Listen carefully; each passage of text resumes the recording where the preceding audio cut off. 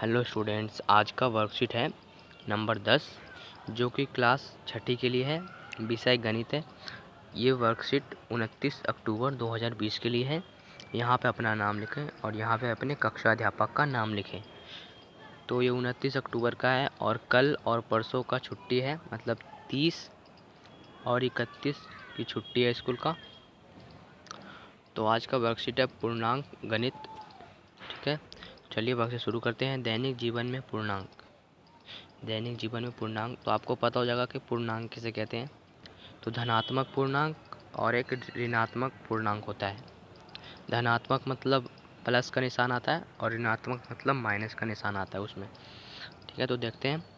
पहला है कि तापमान 0 डिग्री सेल्सियस से 29 डिग्री सेल्सियस ऊपर के लिए प्लस का उपयोग किया जाता है, जैसे कि आपको दिख रहा है कि प्लस 29 डिग्री सेल्सियस। दूसरा है कि समुद्र तल से ऊपर माउंट एवरेस्ट की ऊंचाई। तो ऊपर माउंट एवरेस्ट की ऊंचाई कितनी है?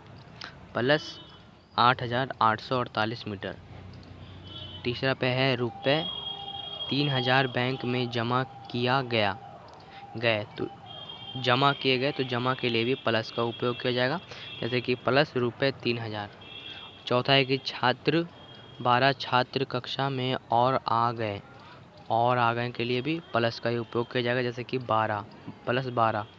पाँचवा है कि ज़मीनी स्तर से 11 मंजिल ऊपर है तो उस पर भी आएगा प्लस 11। इस तरह से अब हमारा छठा है, जब आप रुपये 10,000 कमाते हैं। जब आप रुपये 10,000 कमाते के लिए भी प्लस का उपयोग किया जाएगा। अब वह इधर पे ऋणात्मक, जिसमें माइनस का उपयोग किया जाता है, वह है कि तापमान 0 डिग्री सेल्सियस से 2 डिग्री नीचे। तो 0 डिग्री से 2 डिग्री नीचे है तो उसको -2 डिग्री सेल्सियस लिखेंगे। और समुद्र तल से नीचे मरीना ट्रेंच की गहराई -10,994 मीटर। बैंक से रुपये 4,000 निकाले गए के लिए माइनस, जैसे कि रुपये 4,000।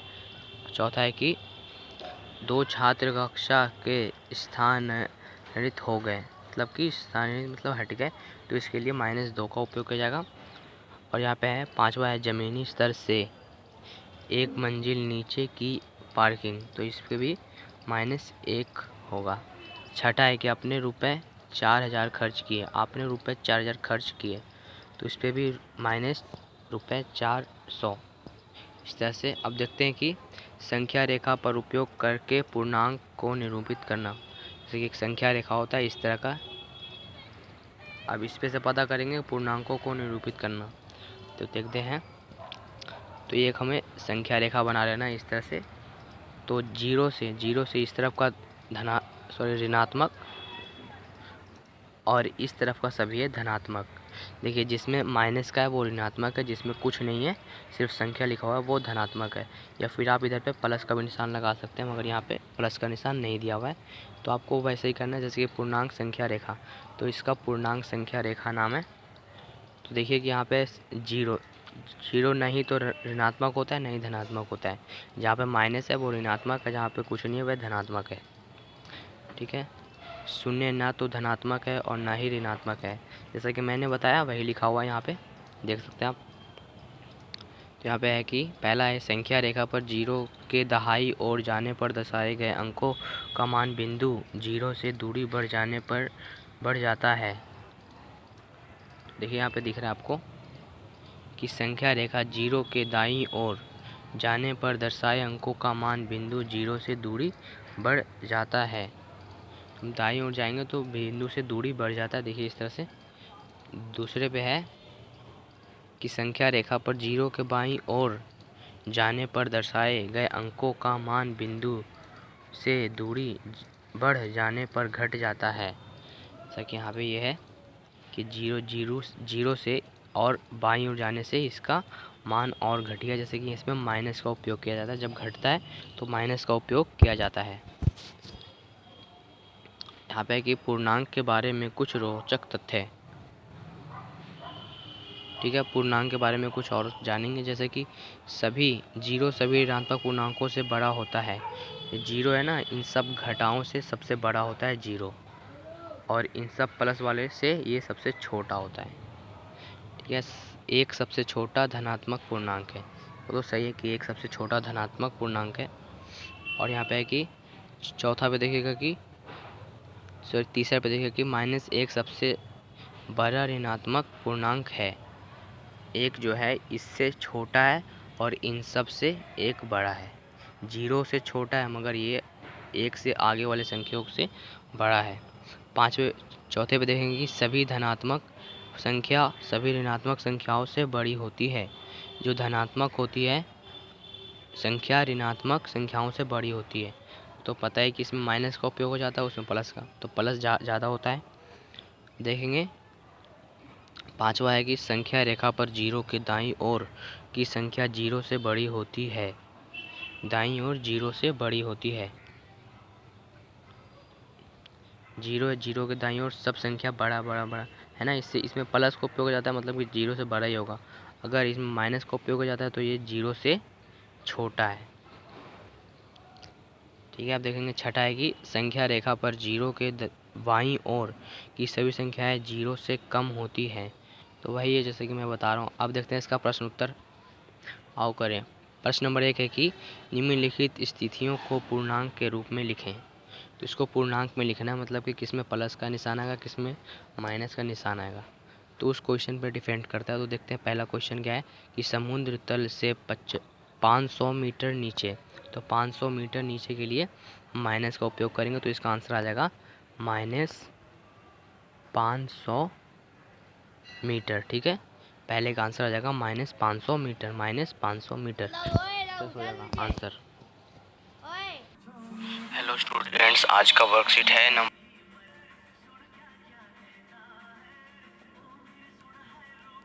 तो हमने प्रश्न नंबर 1 का उत्तर दे दिया है कि -500 मीटर नीचे। अब देखते हैं प्रश्न नंबर 2 का उत्तर कि रुपये 500 एक बैंक में जमा। तो एक जमा किए हैं 500 रुपये, तो इसके लिए प्लस का उपयोग करेंगे, जैसे कि प्लस रुपये 900 इस तरह से लिखेंगे, प्लस रुपये 900। ठीक है, अब है तीसरा है कि रुपये 2000 का नुकसान। 2000 का नुकसान हुआ है तो हम सब माइनस का उपयोग करते हैं, जैसे कि माइनस रुपये 2000। ठीक है, इस तरह से आप देखते हैं। प्रश्न नंबर 4 क्या है इधर पे, पतंग जमीन से 500 मीटर ऊपर उड़ रही है। तो ऊपर उड़ रही है तो ऊपर के लिए प्लस का उपयोग किया जाता है, जैसे कि प्लस 500 मीटर। इस तरह से हमारा प्रश्न नंबर 4 का उत्तर हो जाएगा। अब देखते हैं अगला क्वेश्चन क्या है। तो हमारे यहाँ पे प्रश्न नंबर 2 है कि निम्नलिखित संख्याओं को संख्या रेखा पर निरूपित कीजिए। तो जिस तरह से ऊपर में एक संख्या रेखा बना हुआ था, देखिए मैं दिखा रहा हूँ, जिस तरह से ये संख्या रेखा बना हुआ, तो हमें इसी तरह का एक संख्या रेखा बनाना है, उसमें सभी संख्याओं को निरूपित करना है। तो चलिए देखते हैं, पहले का देखते हैं संख्या रेखा पर निरूपित करते हैं। जैसा कि एक संख्या रेखा आपको ही बना लेना है कुछ इस तरह का, और बीच में पहले तो 0 डालना है, और इसके 1 से लेकर 7 तक लिखिए, 7 ये सब करना है इस तरह से 7। तो -1 आएगा यहाँ पे। ठीक है, यहाँ पे -1, -2, -3, -4, 5, 6, 7, -7 है यहाँ पे, -7 है तो -7 पे ही इसको आप इस तरह से सर्कल कर दीजिए या इस पर टिक कर दीजिए, और इस तरह से +1 +2 इस तरह से लिखना है। ये भी 7 तक बना दीजिए आप, 1 2 3 4 5 6 7 8, अब जितने तक ये बनाइए, मगर हमें -7 को ही दिखाना है। जैसे कि यहाँ पे दिख रहा है 1 2 3 4 4 है, ये 5 6 7, तो हमें -7 को दिखाना है, तो हमने दिखा दिया है। देखते हैं अगला क्या है। तो अगला है कि बी है +3। तो +3 को हमें दिखाना है, तो वैसे ही एक संख्या रेखा बना लेना है, सीधा संख्या रेखा बना लिया, बीच में 0। अब इधर -1 -2 -3 हो गया, ये -4 हो गया, ये -1 है, -2 है, और ये -3 है, और ये -4 है, ये प्लस वाले हैं 0 के दाईं ओर 3 4। ठीक है, ये हमें +3 दिखाना है, तो +3 दिखाने के लिए आप सर्कल कर दीजिए या टिक कर दीजिए, तो इस तरह से हमारा दिख जाएगा +3। देखते हैं अगला क्या है। तो हमारा अगला है सी है कि 0 को निरूपित करना है। तो 0 आपको पता ही है कि एक संख्या रेखा बना लेना है, 0। आप 0 को निरूपित कर दीजिए इस तरफ माइनस वाले, और इस तरफ प्लस वाले, ठीक है। ये -1 है, -2 है और ये -3 है, 1 2 और ये प्लस वाले। तो हमें जीरो को निरूपित करना है, तो ये जीरो है, तो जीरो को निरूपित हमने कर दिया है। अगला देखना है कि -6 को अब निरूपित करना है। तो चलिए देखते हैं -6 को निरूपित किस तरह से होगा। उसी तरह से होगा जिस तरह से जीरो बीच में डाल दिया। ये -1 है, -2 है, -3 है, -4, -5 और ये -6, ठीक है। इस तरह से आप इसका भी उत्तर दे देंगे, 4 5 6 सब पे माइनस का निशान डाल दीजिए। तो हमें -6 का निरूपित करना है। आप सर्कल कर दीजिए, ये जीरो है, तो जीरो के दाईं ओर 1 2 3 4, तो ये सब प्लस वाले हैं, ठीक है। इस तरह से हम निरूपित कर देंगे। तो हमें -6 को निरूपित कर दिया। यहाँ पे आपको दिख रहा है जिस तरह से सर्कल किया है मैंने, उसी तरह से आपको एक रेखाखंड बना लेना है, रेखा। इसी तरह से आप इसको आंसर दे देंगे। अगर आपको वीडियो समझ नहीं आया है तो आप वीडियो को दोबारा देख सकते हैं और मेरे चैनल को सब्सक्राइब कर दीजिए। नीचे में लाल कलर का बटन दिख रहा होगा, उस पर सब्सक्राइब का लिखा हुआ होगा, उसको टिप दें और बेल आइकन को भी दबा दें। तो मैंने समझा दिया है कि एक संख्या रेखा पर संख्या को निरूपित कैसे करते हैं और प्लस माइनस का निशान किस तरह से डालते हैं, ठीक है। मिलते हैं अगले वर्कशीट में, तब तक के लिए गुड बाय।